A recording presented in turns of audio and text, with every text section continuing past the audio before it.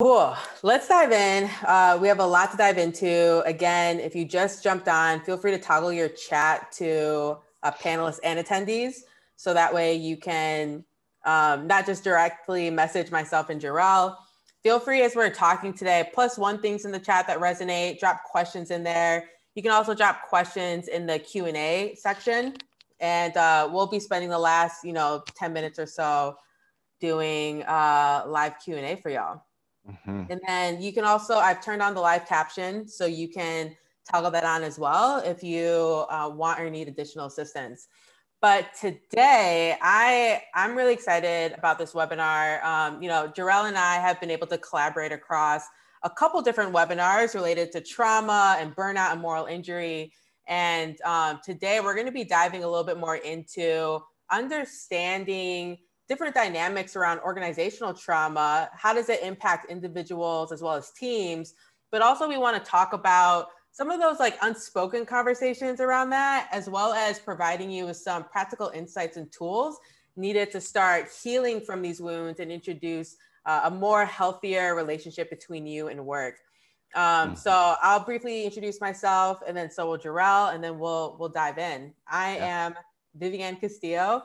I'm from Chicago, living in Chicago, mad love for Chicago if you haven't gotten that already. And I'm the founder of Humanity Centered. And Humanity Centered, we are a professional growth group primarily for folks in UX and tech who are interested in doing the personal work required to do our best professional work. We provide community courses and consulting around matters containing to ethics, around how to overcome the barriers and resistances to cultural humility and competencies.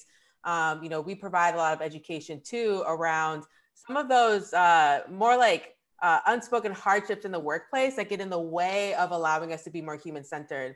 So that's why Jarrell and I are teaching a new offering in October called Healing Conversations, where we'll be talking about things like this around organizational trauma. How do you heal from institutional betrayal and moral injury, which we'll get into a little bit today? What does it actually mean and look like to bring more of your authentic self into the workplace? Because a lot of our workplaces are like, yeah, bring your whole self, but not that part. So we'll be having some candid conversations as well as some practical tools for you within that offering. And and I'll pass it to Jarrell. Yeah, so hello everyone. My name is Jarrell. I am the co-founder of Viva Wellness, which is a holistic health and wellness company located in Brooklyn, New York. I'm a licensed therapist by trade, and I spend most of my days working with clients on an individual basis, helping them work through a range of things from anxiety to depression to identity-centered issues. I work with a lot of queer and trans people of color. Those are sort of the people I find myself working with most. But really, our Viva works to provide people with a new perspective on mental health and wellness and treating the whole person. So often in systems, people, especially in the health system, people are reduced to diagnoses. And the way we think about it is that, diagnoses aside, we're all people and we have various things that show up in our lives, and we need to learn how to navigate those challenges. We need to find ways to support ourselves, to support the people around us, so that everyone has better mental health. And so that's our focus. And, we do individual therapy, we do couples therapy, and we offer workshops and courses and presentations for businesses as well. And that's how Vivian and I became connected initially. And we decided that, we had a lot to offer coming from our perspectives as professionals and as people who occupy certain spaces. And we thought we'd share some really good information with all of you. And so a lot of that will be in the course, as she said, as well. Yeah. And, I think this conversation we're having today it's so important, so timely. I think it's something too that going through 2020, I think people realize, wait, I think I want to be treated better. I think I deserve to have a better life experience in the workplace. And there are so many people that are navigating work unhealed and traumatized. And so before we dive in, there's a lot out there that informs our understanding of what trauma is, whether it's movies or TV shows or family, etc. So before we get into kind of the deeper layers around workplace trauma, maybe Jarrell, can you start by telling us what is trauma and if there are different types? Yeah, so I, you know, things like trauma or boundaries or narcissism have become these like buzzwords online in most recent years. And so there's a lot of information out there about what it is, what it isn't, what these things are, what it means. And I always like to deconstruct it a little bit because obviously I'm coming from this clinical perspective. And I think at its core, when we talk about trauma, what we're actually talking about is not a particular event or category of an event. What we're actually talking about is the set of physiological and emotional responses to an event. So I think a lot of times people get caught up in this sort of definition, and this is more of like an old school perspective of trauma is like, oh, this specific thing happened to me, I was traumatized. Um, like before the like sort of central example was someone who had been to war, right? People would say like, oh, this person has been traumatized. They probably have PTSD if they've been in war. We also think about it in terms of other violent acts. And yes, that's true. But it's important to remember because everyone experiences trauma differently, it's not really accurate to say that any particular thing is traumatic for someone. Because if they don't have the sort of a particular set of responses or outcomes as a result of that event, then maybe they weren't traumatized, but they experienced this really difficult event. And so there's a lot of variability in how this shows up in person to person. There's differences in responses from person to person. And so, but I think at its core, it's about that cluster of responses that comes after any particular event that is difficult, challenging, sometimes life-threatening, sometimes not. Yeah, I think that's what it is at its core. Yeah, and I think too, as we think about trauma, I found it helpful to kind of think about trauma across like three different types of buckets. And there's multiple buckets of trauma, but like, acute trauma and, acute trauma, this can tend to result from, a single stressful or dangerous event. But this also includes experiencing an event that threatens an individual's emotional safety. So this is also why like microaggressions can be incredibly harmful. And why environments that minimize their impact often end up being incredibly toxic and traumatizing, especially for underrepresented and marginalized communities. You have chronic trauma. This results from repeated and prolonged exposure to highly stressful events. Hashtag 2020. I think that's also why, honestly, one of the best things I did for my mental health in 2020 was to stop listening to executives and corporations talk about stress and burnout and resilience, and instead tune more into mental health professionals talking about trauma, because the way that you treat them are different. And then you have, complex trauma, and this results from exposure to multiple traumatic events and often occurs within the context of interpersonal or between people relationships. And I think what's been interesting, and I know Jarrell and I, we've talked about this a little bit. I think what's interesting about 2020 is I don't think people necessarily recognize that new trauma agitates old trauma. Can you speak a little bit more into that and how you've seen that play out, even with some of your clients, if they've been grappling with everything as well as just working? Yeah, I think one of the things about experiencing trauma or any difficult emotion is that we can be in a situation presently that activates a similar emotion, a similar sensation or feeling as another experience that we've had in the past, right? And so when people talk about being triggered, this is actually what they're referencing is that, and it may not even be conscious for people, which is the important thing to recognize, is that sometimes this happens really, most of the time, actually, it happens unconsciously or subconsciously. So you might be walking down the street and you experience a siren, and you get this visceral kind of physiological emotional response, right? And you're like, oh, like that was strange. And then you continue to go about your day. But then later in that day, you might be feeling not so great. You might be thinking about just sort of like past negative experiences that you had. Maybe you had previously experienced a car accident that was pretty traumatic, right? And without even knowing it, you've been exposed to this trigger, which is the siren, which is now producing a similar emotional experience that's lasted beyond that moment that you just experienced earlier in the day. And it's because it has these roots in this very difficult memory for you. And so in essence, like that's what being triggered is about. It's about experiencing a similar stimuli, right? And it activating all these responses in our bodies and in our minds that can be really disruptive, right? So if you don't know what's going on, you may find yourself isolating from other people to feel safer, to feel calmer. You may feel more agitated and not really know why.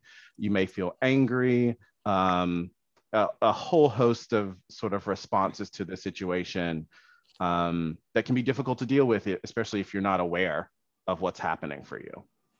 Yeah, and I think that reality is often overlooked when, especially if you are leaving one toxic, terrible workplace and going to a new one, and you find yourself being defensive, you find yourself being triggered, and you're kind of having a hard time understanding where's that coming from? Why am I responding so viscerally to something or to someone that I don't really know or don't even have that relationship with? Yeah, exactly. It's when people, and it's often when that happens, and was when people seek my help, or seek the help of therapists. They say like, oh no, I started this new job and I don't know what's going on. I'm just feeling all these things, but they logically don't seem like that big of a deal. And then once I start gathering history, we start talking about it, I'm like, oh, it sounds like this person is reminding you of this boss who gaslit you for the past 5 years. So I think you're experiencing a reaction to not just this situation, but that previous situation as well. And you feel the need to protect yourself. You feel the need to compensate in all these ways because you're actually re-experiencing that trauma. I think a lot of people, to your point, underestimate that, but also, like, as we're talking about in the past year, underestimate like how subconscious these experiences can be. And these things can infiltrate our spirits, our bodies, our minds, and especially because we live in a culture that minimizes them. So that little moment where the microaggression happens, we can kind of write off as, oh, this kind of stuff happens all the time. But that doesn't mean that you weren't traumatized. Or it wasn't their intention. Right. Or just because it wasn't, listen, I'm actually feeling very triggered today with that because New York's governor is resigning amidst sexual harassment allegations, and it wasn't his intention. And so all these things, that doesn't mean that there wasn't harm done. That doesn't mean that you didn't experience traumatic stress. And so we have to really be conscious of like, how am I really being impacted by my environment? When I'm feeling defensive with a new coworker or a new boss or a colleague, it's telling you something. It's telling you something to pay attention to, and we can be curious and investigate that to figure out what are we actually carrying within ourselves. Yeah. So let's break it down. For me, I think that there are often 3 overlooked causes to workplace trauma and traumatization. And that is institutional betrayal, gaslighting, and moral injury. Don't worry, me and Jarrell, we're going to break it down and kind of talk about what do we mean by these 3 things. So let's start with institutional betrayal. Institutional betrayal is a term that was first coined by Dr. Jennifer Fried. It refers to wrongdoings perpetuated by a system upon individuals dependent on that system or on that institution. And it includes failure to prevent or respond supportively to wrongdoings by individuals. So harassment, microaggressions, retaliations, etc. those things that have been committed within the context of that institution. So what's interesting to note about institutional betrayal is that it's connected to research around betrayal trauma. And, you know, some examples of what does this look like? This looks like, and I'll give some of my own personal examples. This looks like me filing multiple HR reports against certain managers and nothing happening.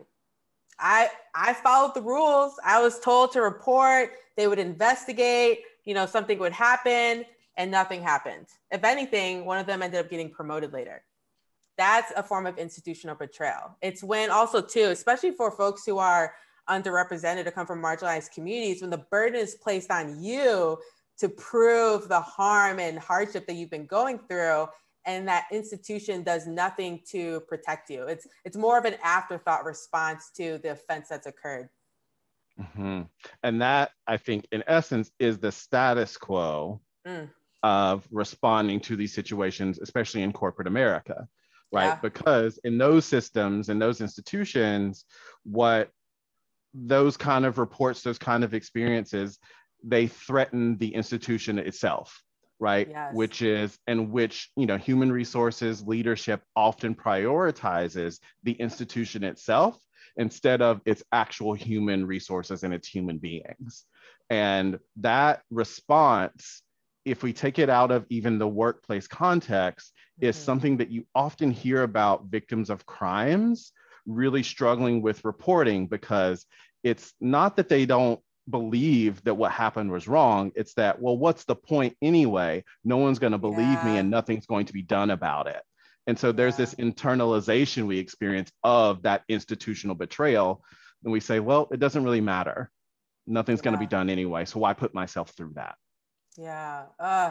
And you know, what it brings up for me is, you know, I've been out of corporate for about 5 months. You know, I left a unhealthy work environment, to say the least. And around institutional betrayal specifically, after I had left, I realized that I hadn't created space for myself to grieve. There's a lot of grief that comes with institutional betrayal. And I think sometimes we can minimize it by telling ourselves like, oh, that's just what happens, or, you know, so much other people have it so much worse. Not, you know, there's no workplace that's perfect, but I've had to learn personally I've had to look back at what are the different forms and types of institutional betrayal I've experienced, and what do I need to do to grieve it? You know, and there's different ways and rituals that I've used to grieve, you know, even things like I've actually written down like all the offenses that I felt were forms of institutional betrayal. And then I ended up burning those pieces of paper as a way to like release myself from it. So I think grief and learning how to grieve well is a huge part of healing and coping with some of these things. Yeah. And I saw in the chat, someone was also talking about how we need to grieve 2020, right? As we work towards getting back into offices, TBD.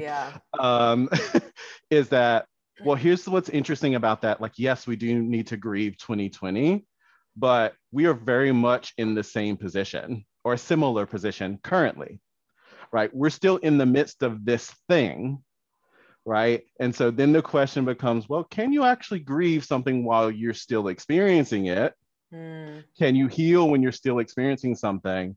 Or is that time now about managing the best that you can until the thing is over? Yeah. I don't know, just something to kind of like wrap your head around what you actually have access to at this point, or any given point in the grief process, because it's really hard thing to do and it's complicated. Absolutely. And I just want to flag, Farzan, I do see your question and your comment. I'm keeping that in mind. I'm going to swing back to that in a little bit. So again, 3 overlooked causes to workplace trauma. Institutional betrayal is one. The second one is gaslighting. And gaslighting is, and I don't use that phrase lightly. And I also recognize that it is something that is so incredibly common within capitalistic systems specifically. But gaslighting is a common emotional abuse tactic that makes the receiver doubt their perception of reality. So it's when you have that colleague or that manager who breaks down your confidence by constantly questioning your judgment, downplaying or dismissing your impact, criticizing your emotional responses, all in the name of helping you to get promoted or helping you to get better. It's when you are aware of the ways that your underrepresented or marginalized employees, how they're having a really shitty workplace experience. And then it's the comms that go out within your workplace around, hey, we were voted, most, best diverse place to work and best psychological safety, which, by the way, those companies pay for those awards. I just want to be super can they be more transparent that they're literally paying to playing with those awards? But gaslighting it's something that it's become so normalized, so a part of the culture that at least what I'm seeing is, I think part of it's 2020, part of it is having 4 generations in the workforce now, where Gen Z and millennials will quit without a plan. Mm-hmm. Like we are beyond normalizing the abuse and like kind of like the BS. But yeah, gaslighting is something that is incredibly common, and I think plays a huge role and part in people's trauma in the workplace. Yeah. And make no mistakes about it, gaslighting is psychological abuse, point blank, period. It is something that has become so normalized. I mean, I kind of gotta say it. It is what it is that we've seen a lot of this in our last presidential administration. It's like what you see is not happening is gaslighting, right? We have recorded video. That didn't happen.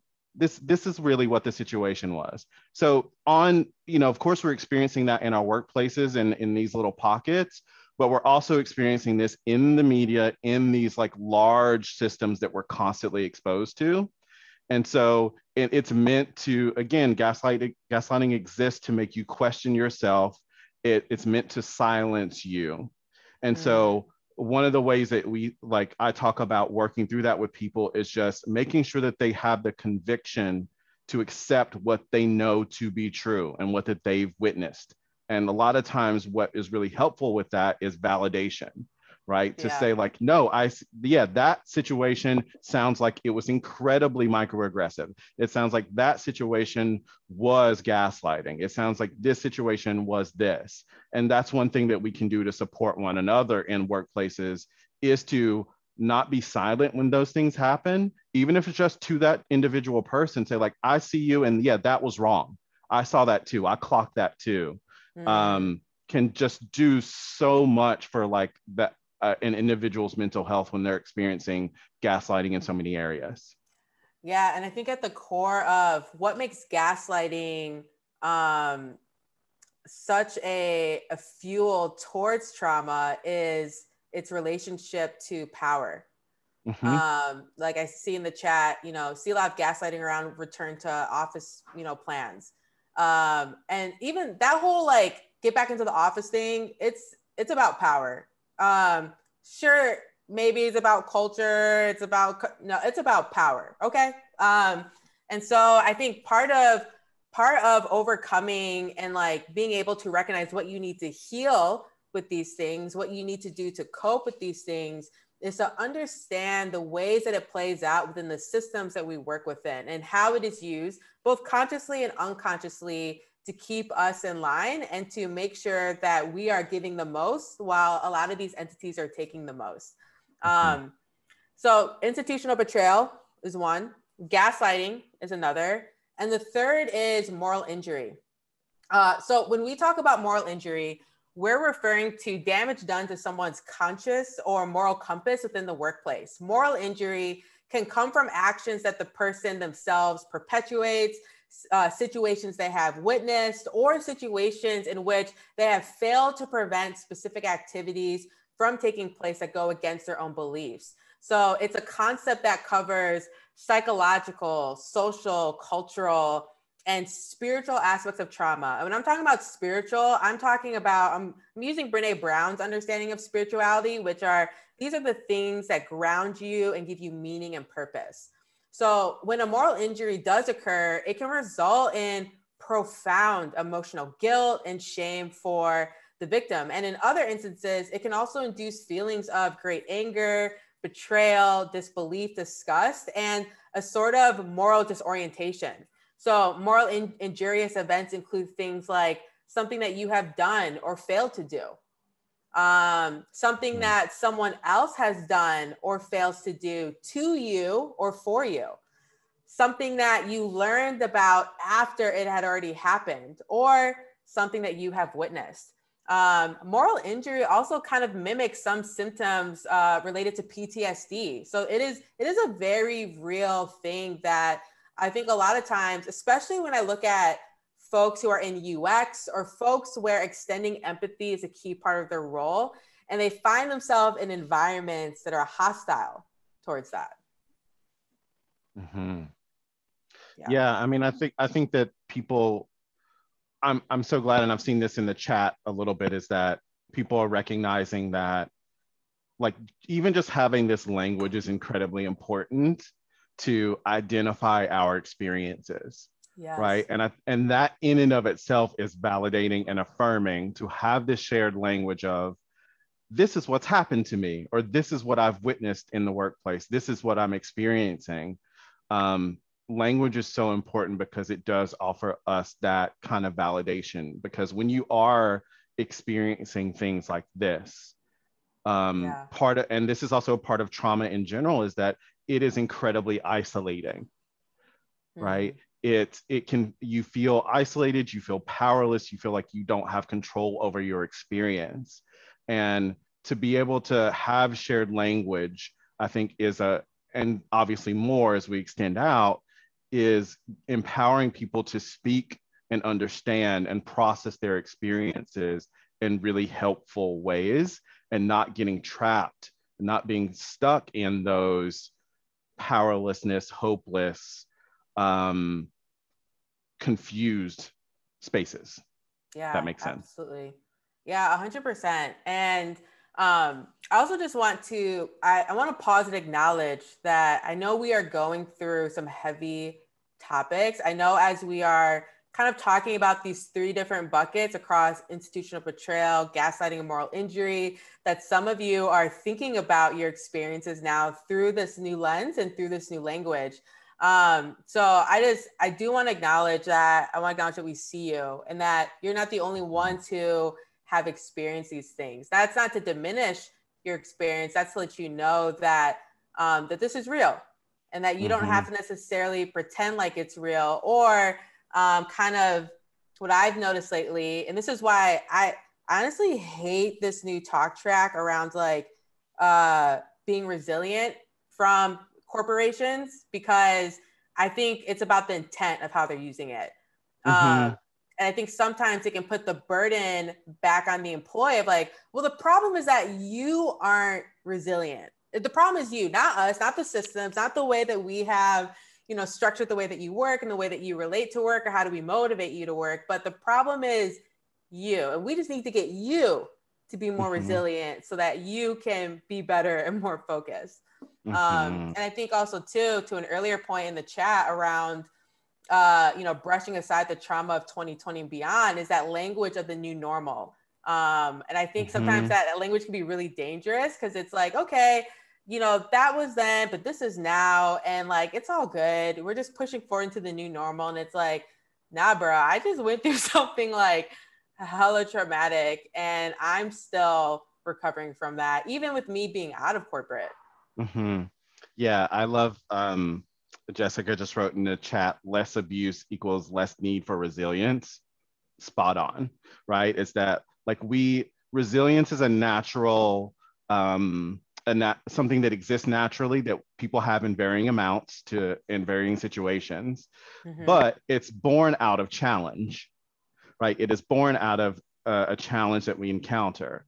And I think the work that we're doing, and why we're having these conversations, is we're saying, let's eliminate as many challenges in the workplace as possible.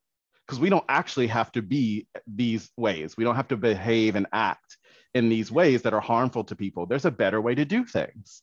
There's a better way to treat your employees. There's a better way to improve employee mental health than just saying like, we're going to give you this 20-minute meditation session, or we're going to give you access to this app. No, it's about changing the system in ways that best benefit the people who are working hardest to maintain that system. Yes. Yes. And goodness. I love this conversation. I feel like we could go on this for like hours. I think, before we kind of get into, okay, what kind of needs to be done, what like perspectives needs to be acknowledged and things like that. I do want to acknowledge that I at least am still hopeful around like the future of work. And I'll share why. This is going into like Farzan's earlier comment and question. So, in my previous role, I worked as a researcher and innovation consultant. So a lot of my responsibilities were around understanding trends and the direction that things are going so that, corporations, executives can anticipate them. And so for me, as I've been, going through 2020 and 2021, like the rest of y'all, I think that we are getting to this place where companies, especially within the States, are going to have to learn and have to embrace the idea that the future of work is trauma informed. And there's a couple of reasons why. The first reason that I had kind of shared earlier is we have 4 generations in the workforce now, and each one has a different relationship between them and work. I think that I'm going to generalize a little bit, but when I look at older generations, I think that they have historically just kind of accepted the way that working in corporate and these organizations are. It's a part of the gig. You just learn how to deal with it and suck it up and keep going, which is also why I think with older generations, we see folks who are at the same company for like 10, 15, 20 years because, stay loyal, even if, it's a garbage environment. Whereas you have the younger generations now, Gen Z millennials, we are more diverse. We grew up in a time where it was easier. We have more permission to talk about things like racism in the workplace, mental health. We tend to be the generations that are pro mental health. We can talk about it more openly than, some of the older generations. But also too, I think because of that, and because the younger generations are going to be making up the majority of the workforce in the next 5 to 10 years, companies are now having to reckon with the reality that free lunch and foosball tables aren't enough anymore.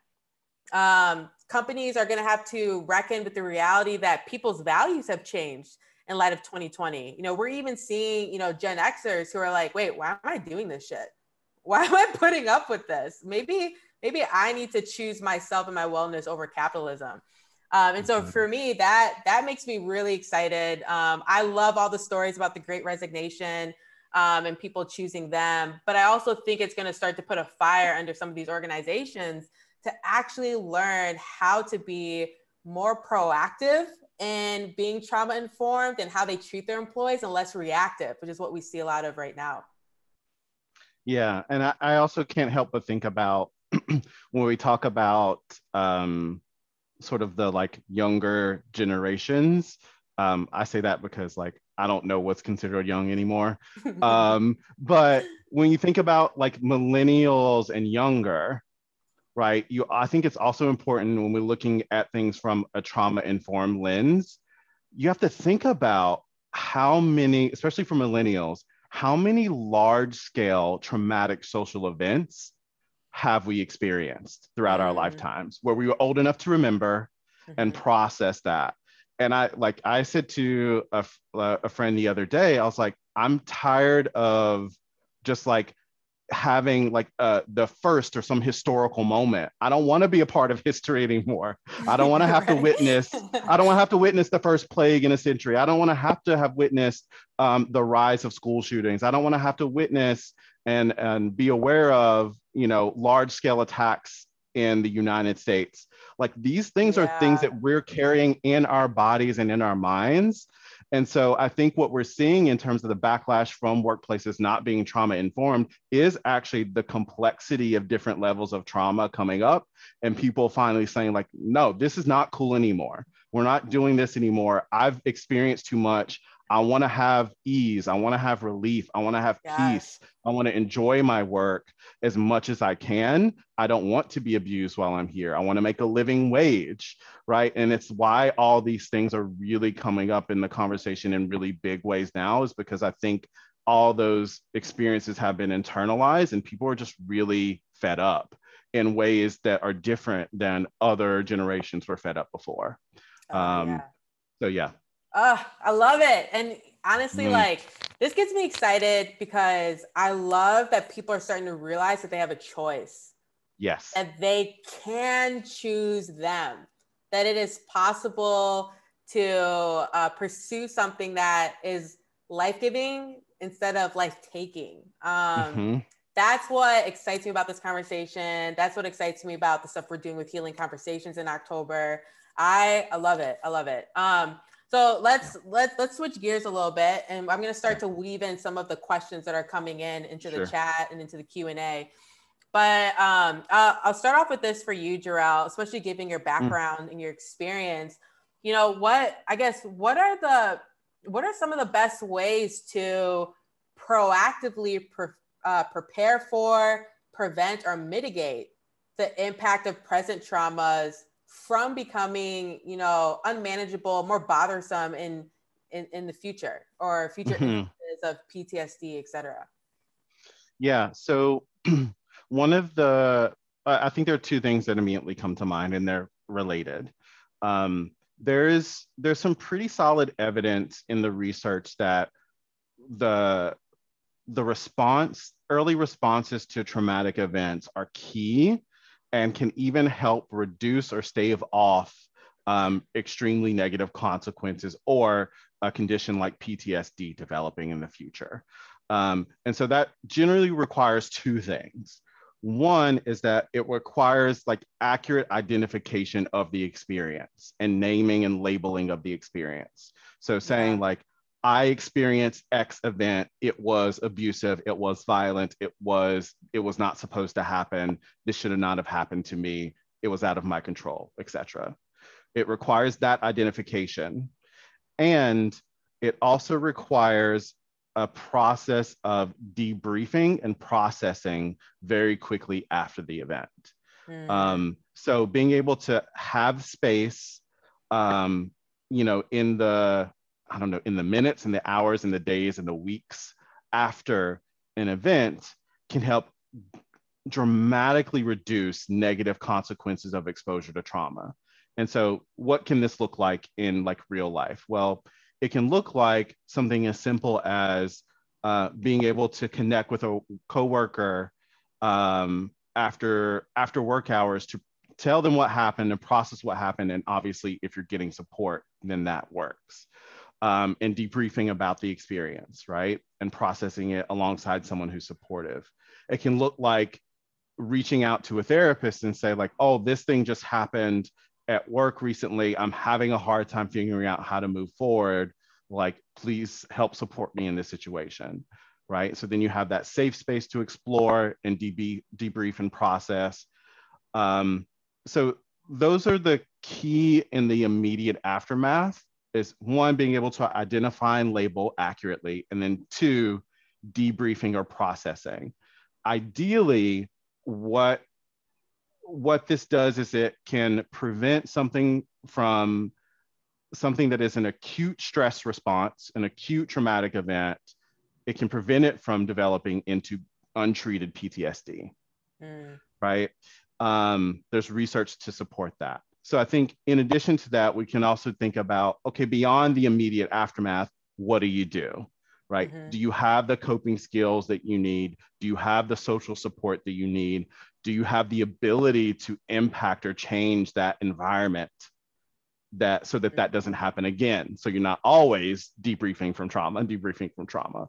Yeah. Those are like the larger scale things that then you can start to think about after you've given yourself that time and space to process, debrief, and identify what has happened and I find love that. immediate safety. I love that. And I think too, you know, it's making me think about, you know, what are the differences between an individual experience of trauma, which is I think what a lot of our conversations have been getting at, versus an organizational experience of trauma. When I'm thinking about the individual, susceptibility to trauma depends on individual history and other factors. When I think about the organization, susceptibility to trauma depends on organizational history and other factors. And I think for a lot of organizations, a lot of cumulative trauma becomes embedded in organizational cultures because it's been unaddressed for so long. When I think about individuals, when exposed to trauma, become hypervigilant and limit exposure to others. For organizations tend to strengthen protective boundaries to limit exposure to outsiders. It's when you see public letters from employees about them leaving, and then all of a sudden you have this, large, column or interview with this company about, but we're spinning up a mentorship program, and like nowhere in that letter was a mentorship program mentioned or lack thereof. Or you see a lot of organizations then on the other side of it try to do everything they can from a PR perspective to show that no, everything's okay here, everything's good. Go on. I was just going to add, or do they go the other direction and say like, oh, these horrible things have happened at our company. I don't think they're that horrible. Also, we're not talking about this ever again. Yeah, exactly. We will not have any discussion related to any of this ever again. If so, then you can take your papers now. Yes. And then, when I think about individuals and their experience of trauma, individuals becoming more susceptible to depression and loss of hope, whereas organizations become more susceptible to isolation and despair and distrust within the organization and to their leaders. So I think a part of this too is understanding where are the opportunities, where are the patterns of organizational trauma, and where do they often come from? I'm going to quickly share my screen just because I think this is a really neat visual, or at least it's been helpful for me as I've been kind of thinking about this. So the strengths and shadows model comes from Pat Vivian and Shanna Horman. And this model, they designed this and created this after doing incredible research around organizational trauma.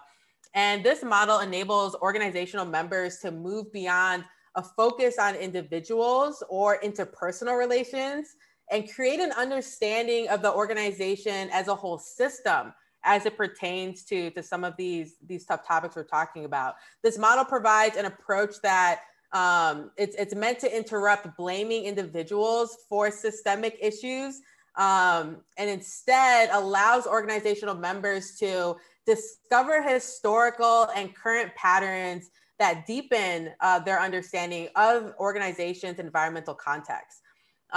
So the way that they've broken this down is you have organizational strengths, and from those organizational strengths are shadows that are tied to them. So organizational strengths include being mission-driven, client-centered, triggered, empathic responses. We're all about interdependence and autonomy, commitment to the work.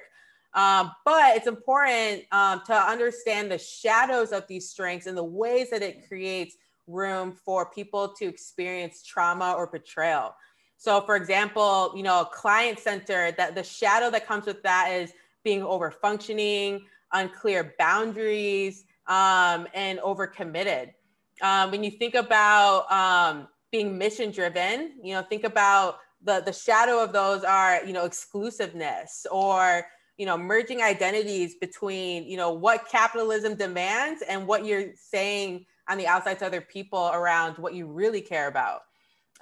When you think about success, rigid approach, exceeding capacity, overworking people. And so I think, for me, this has been really helpful to understand, here's some of the corporate speak or PR marketing around what's great about X company or whatever. And then by looking at some of the shadows, I can start to I recommend this too. If you're looking for a new job, think about what are the strengths that are being marketed and pitched to you. And then think about what are the potential shadows around those strengths so that you could be more aware of what you are walking into and what you might be operating within. So I'll send this diagram out with the recording and everything, but I have found this to be super helpful and a way for me too, just to better protect myself and make sure that I am not only just, that I'm not just surviving a workplace, but I'm figuring out how to flourish within it.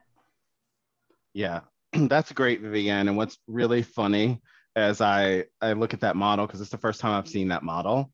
Um, so, I mean, therapists, I think, are naturally a bit cynical because we're always looking for the shadow. We're always looking, we're a little bit suspicious, a little bit paranoid because the work requires that. So when you first put up that graphic, I was like, I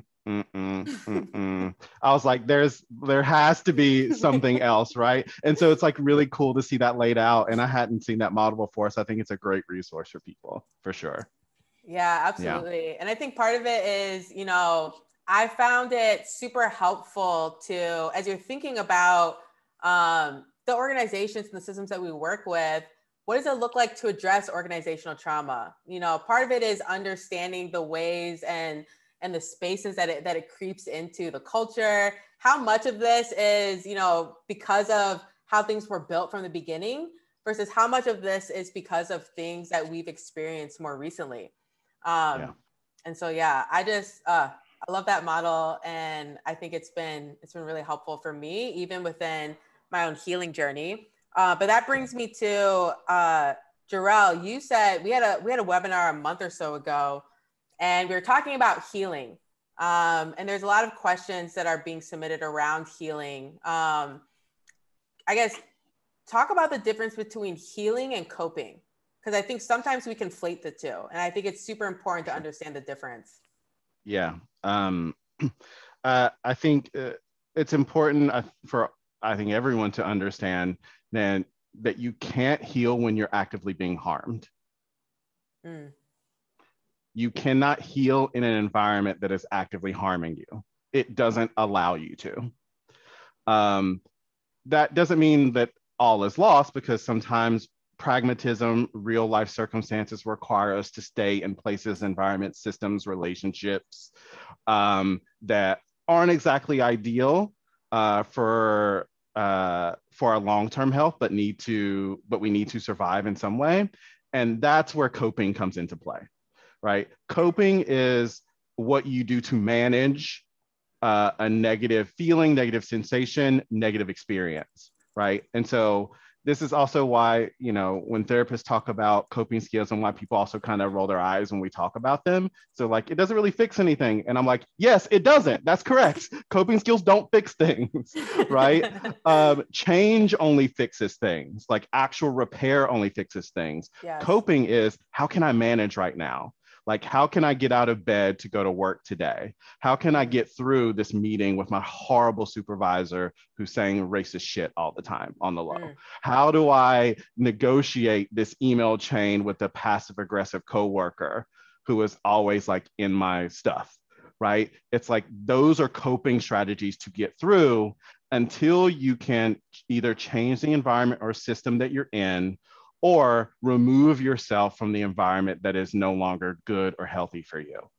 I saw one comment earlier just about the idea of feeling like a sellout and because you're still invested in this system.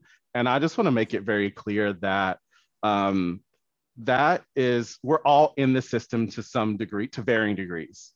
Yeah. And the system as it stands requires us to sell out. That is the point. It requires us to betray ourselves. It requires us to betray our health.